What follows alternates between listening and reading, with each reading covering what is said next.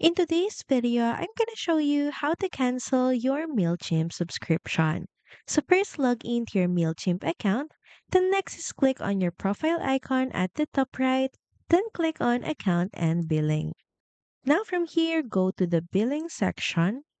By clicking on this drop down, you'll see three options. So all you have to do is select monthly plans or credits.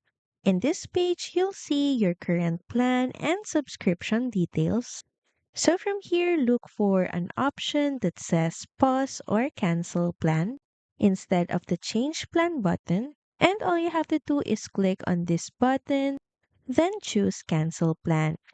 MailChimp will also ask you to confirm your decision and may ask for feedback about why you're canceling. And from there, just follow the prompts to complete the cancellation. And once finished, your account will switch back to the free plan at the end of your current billing period. So that's pretty much it. Thank you very much for watching this video, and I'll see you again on the next one. Bye!